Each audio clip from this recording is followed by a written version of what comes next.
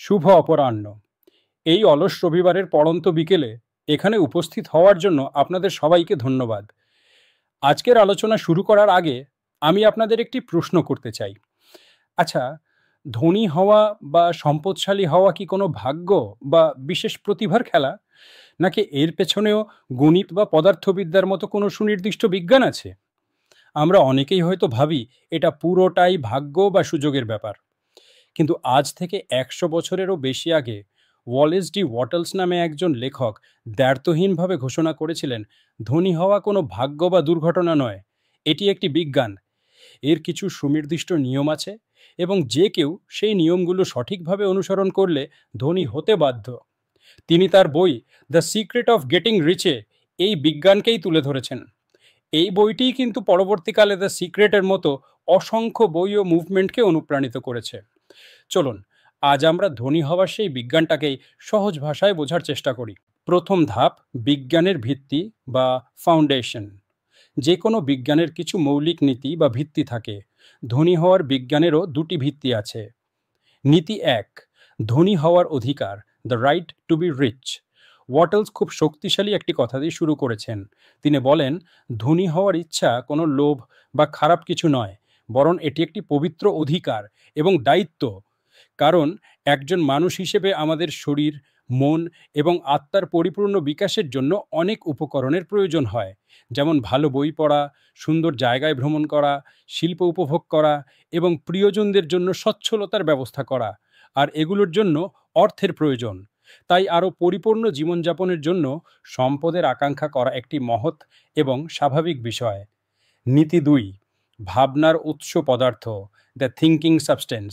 এটা হলো এই বিজ্ঞানের সবচেয়ে গুরুত্বপূর্ণ ধারণা। ওয়াটার্স বলেন, এই মহাবিশ্বের সব কিছুই এক ভাবনা পদার্থ বা থিঙ্কিং সাবস্টেন্স থেকে তৈরি। এই উৎস পদার্থটি জীবন্ত, বুদ্ধিমান এবং এটি আমাদের ছড়িয়ে আছে। এর ধর্মই হলো আরও জীবন, আরও সৃষ্টি, আরও বিকাশ ঘটানো। এই পদার্থটি চিন্তা করতে পারে এবং এর ভাবনাই বিভিন্ন রূপে বাস্তবে পরিণত হয়, যেমন এই ঘর, ওই গাছ, এমনকি আমাদের শরীর। সহজ কথায়, ভাবনার মাধ্যমেই জগতের সব বস্তু তৈরি হয়েছে। দ্বিতীয় ধাপ, বৈজ্ঞানিক পদ্ধতি বা দ্য মেথড। এখন প্রশ্ন হলো, এই উৎস পদার্থ থেকে আমরা আমাদের কাঙ্ক্ষিত সম্পদ তৈরি করব কিভাবে? এর জন্য ওয়াটলস একটি নির্দিষ্ট উপায়ে কাজ করার কথা বলেছেন। এই পদ্ধতিতে কয়েকটি পদক্ষেপ আছে। পদক্ষেপ এক, সুস্পষ্ট মানসিক চিত্র তৈরি করুন।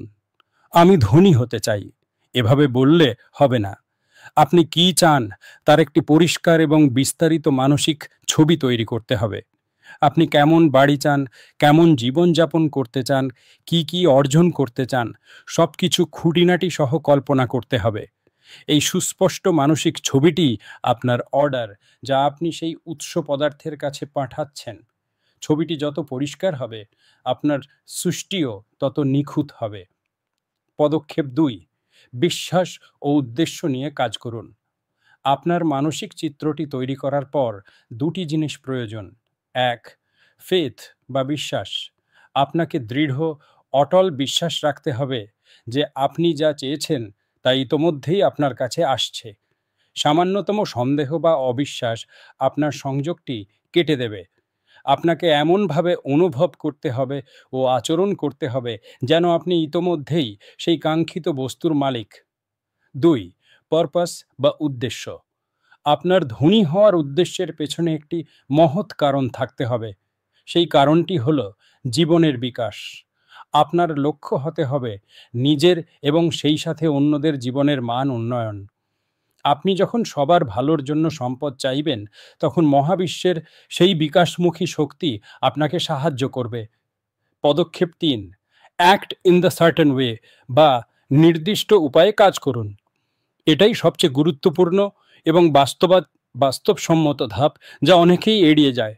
শুধু চিন্তা বা কল্পনা করলেই সব কিছু আপনার কোলে এসে পড়বে না।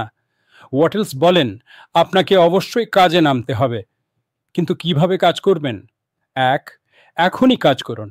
আপনার বর্তমান অবস্থানে, আপনার হাতে এখন যা আছে তা দিয়েই কাজ শুরু করুন। ভবিষ্যতের কোনো বড় সুযোগের জন্য বসে থাকবেন না। আজকের দিনে যা করার আছে তা আজই করুন। দুই, দক্ষতার সাথে কাজ করুন। প্রতিটি কাজ, তা যত ছোটই হোক না কেন, অত্যন্ত দক্ষতার সাথে এবং সফলভাবে সম্পন্ন করার চেষ্টা করুন। প্রতিটি কাজকে একটি সফলতা হিসেবে দেখুন। সফল কাজের এই ধারাবাহিকতাই আপনাকে বড় সফলতার দিকে নিয়ে যাবে। ৩. বর্তমান অবস্থানকে ছাড়িয়ে যান। আপনার বর্তমান জায়গায় বা চাকরিতে এমনভাবে কাজ করুন যেন আপনি ওই পদের চেয়েও বেশি যোগ্য। আপনি যখন আপনার বর্তমান দায়িত্বের চেয়েও বেশি ভ্যালু বা মূল্য তৈরি করবেন, তখন মহাবিশ্ব আপনাকে আরও বড় সুযোগ ও দায়িত্ব দেওয়ার জন্য প্রস্তুত করবে। এটাই প্রমোশন বা উন্নতির প্রাকৃতিক নিয়ম। শেষ ধাপ, দ্য মাইন্ডসেট বা সঠিক মানসিকতা। ওয়াটলস বলেন, দুই ধরনের মানসিকতা আছে: প্রতিযোগিতামূলক এবং সৃজনশীল। প্রতিযোগিতামূলক মানসিকতা বিশ্বাস করে যে সম্পদ সীমিত, এখানে একজনকে পেতে হলে অন্যজনকে হারাতে হয়। এটা হলো অন্যের ভাগের কেক কেড়ে নেওয়ার চেষ্টা। সৃজনশীল মানসিকতা বিশ্বাস করে যে উৎস পদার্থ অসীম, সেখানে সবার জন্য যথেষ্ট সম্পদ রয়েছে। আপনাকে কারো থেকে কিছু কেড়ে নিতে হবে না। আপনি আপনার স্বপ্নের কথা চিন্তা করে উৎস পদার্থ থেকে নিজের জন্য নতুন সম্পদ সৃষ্টি করতে পারেন। ধনী হওয়ার বিজ্ঞানটি সৃজনশীল মানসিকতার উপরই প্রতিষ্ঠিত। আপনাকে কারো সাথে প্রতিযোগিতা করতে হবে না, আপনাকে শুধু সৃষ্টি করতে হবে। তাহলে ধনী হওয়ার বিজ্ঞানটি সংক্ষেপে কি দাঁড়ালো? ১.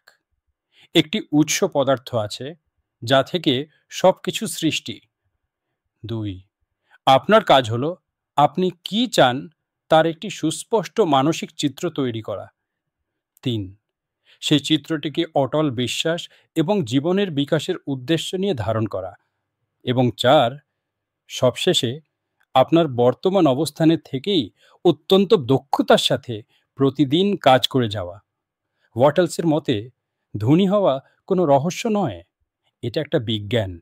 আর এই বিজ্ঞানের সূত্রগুলো আপনার, আমার, সবার জন্য সমানভাবে কাজ করে। আপনাকে শুধু নিয়মগুলো মেনে চলতে হবে। ধন্যবাদ।